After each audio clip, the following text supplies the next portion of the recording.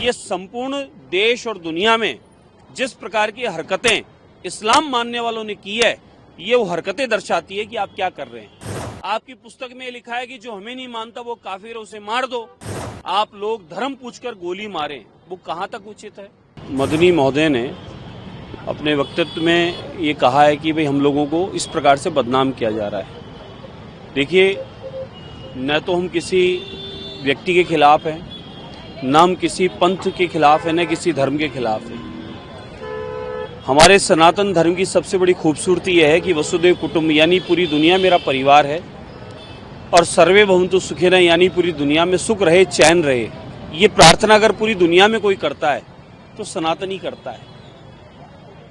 और बड़ी बात कि एक भारतवर्ष ही ऐसा है और सनातनी हिंदू ही ऐसा है जो प्रत्येक वस्तु में भगवान मानता है।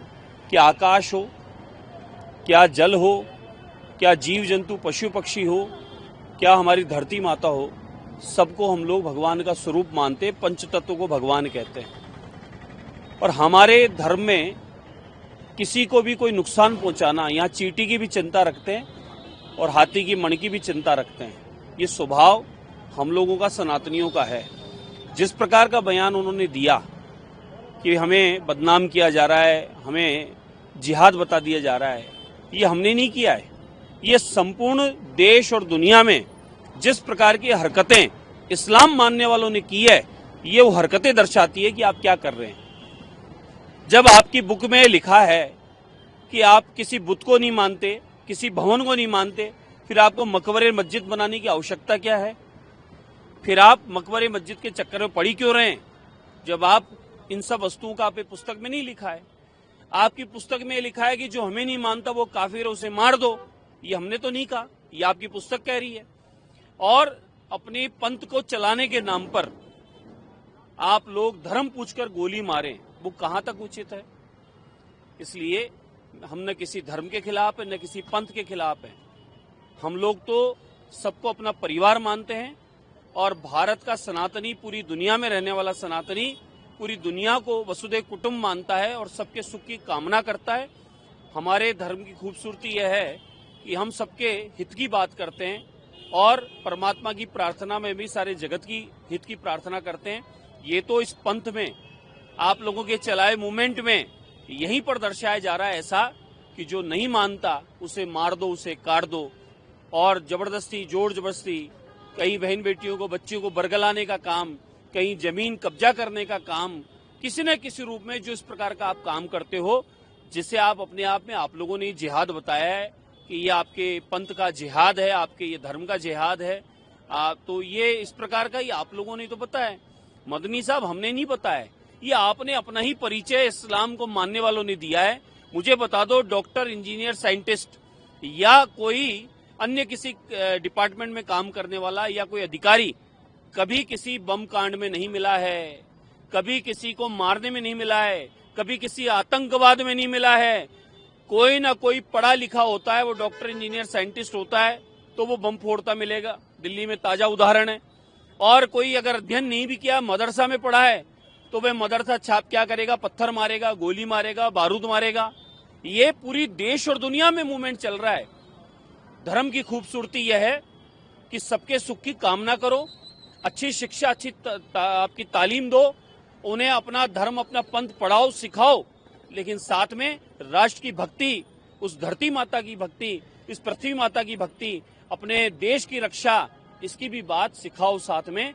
जिस देश में हम रहते हैं, जिस माटी पर हम रहते हैं, उस पर का कर्ज हमारे ऊपर है। सर्वोपरि हमारी देश की धरती है जिसमें हम रहते हैं, उसके लिए चिंता हम सबको करनी चाहिए। कोई भी धर्म पंथ का मानने वाला हो, हम सबका आदर करते हैं, सबका सम्मान करते हैं।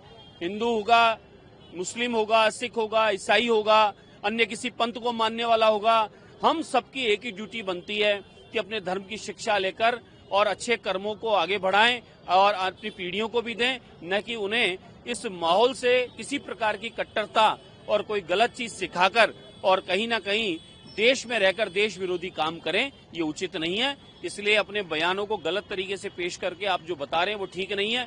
अगर इस प्रकार का किसी ने कहा है आपके बारे में, तो पहले आप देखें कि जो उदाहरण हमारे सामने आ रहे हैं क्या डॉक्टर हैं कि क्या अन्य लोग हैं, सभी लोग एक काम में लगे हैं। क्या कहें इसे? आप स्वयं मनुष्य होकर मनुष्य के दुश्मन बने पड़े हैं। पूरी दुनिया में इस प्रकार के काम हो रहे हैं। आप अपने मदरसों के माध्यम से या अन्य अन्य आपके संगठनों के माध्यम से जिस प्रकार की भाषा का उपयोग करके जो बरगलाने का काम कर रहे हैं, आप देखिए कश्मीर में ये स्थितियां उत्पन्न कर दी थी। कश्मीर में धारा 370 हटने के बाद सुख है, चैन है, शांति है, अमन है, व्यापार है, रोजगार है, कश्मीर की तरक्की है। ये आदरणीय प्रधानमंत्री नरेंद्र मोदी जी के नेतृत्व में जिस प्रकार से संपूर्ण देश में विकास चल रहा है, कश्मीर अछूता था, आज कश्मीर में भी विकास हुआ है। उस विकास को, उस कश्मीर की अमन चैन शांति को किसने नुकसान पहुंचाने का काम किया? धर्म पूछकर, बंदूक चलाकर, गोलियां मारकर बहनों के सुहाग उजाड़ने वालों ने किया। कौन लोग थे वो? कोई राम था, कोई श्याम था, रमेश, सुरेश, नरेश था? कौन था वो?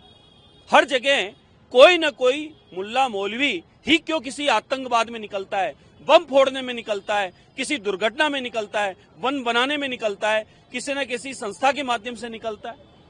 हमारे देश में रहने वाले सभी संप्रदाय को मानने वाले हमारा परिवार है। उनके प्रति हमारी अटूट श्रद्धा है, उनके प्रति हमारा उनका सबका सम्मान है। लेकिन उन लोगों को कदापि माफ नहीं किया जाएगा, उनके प्रति कभी भाव नहीं आएगा। जो लोग इस देश में रहकर देश विरोधी काम करते हैं, वो भले मैं हूं या आप हो या अन्य कोई और हो, ये बात का भी ध्यान रखें। मेरा अनुरोध है सम्मानीय मदनी साहब से, अगर आप अपने इष्ट को मानते हैं, परवरदिगार को मानते हैं, उसकी आराधना करते हैं, तो कृपया आप लोगों को देशभक्ति के बारे में बताने का काम करें, देश हित की बात करें। देश पहले, नेशन पहले, राष्ट्र पहले, हमारी धरती जिस पर हम रहते हैं वो पहले, हमारी मदरलैंड पहले, इसके लिए भी कहना शुरू करें। और देश के यशस्वी प्रधानमंत्री इस प्रकार से पूरी दुनिया में उनका काम बोल रहा है, उनका सम्मान बढ़ रहा है, हमारा भारत का सम्मान बढ़ रहा है। आप देखें 2014 के बाद आतंकवाद ब्यूरो जीरो हो गया, देश विरोधी काम करने वाले लोग यहां से पलायन कर रहे हैं, देश का ऐतिहासिक विकास हो रहा है, हर हाथ को रोजगार मिल रहा है बिना किसी भेदभाव के, क्या रहीम हो क्या राम हो, सबको प्रधानमंत्री योजना का लाभ मिल रहा है, सबको मकान मिल रहा है, सबको शिक्षा का अधिकार मिल रहा है, सबको हर क्षेत्र में कहीं ना कहीं उनकी उन्नति हो रही है। जिस प्रकार से आदरणीय प्रधानमंत्री नरेंद्र मोदी जी ऐतिहासिक काम कर रहे हैं, बिना किसी भेदभाव के काम कर रहे हैं, तो आप सोचे पूरी दुनिया में भारत तरक्की की ओर बढ़ रहा है। और सबसे बड़ी बात कि आर्थिक शक्ति तीसरे नंबर पे पायदान पर भारत पहुंच रहा है। आप सोचो आने वाले समय में 2000 जो हम आगे का जो देख रहे हैं, 47 का जो भाव देख रहे हैं, आने वाले समय में हम लोग भारत नंबर 1 होंगे। पूरी दुनिया में भारत तिरंगा पूरी दुनिया में नंबर 1 होगा।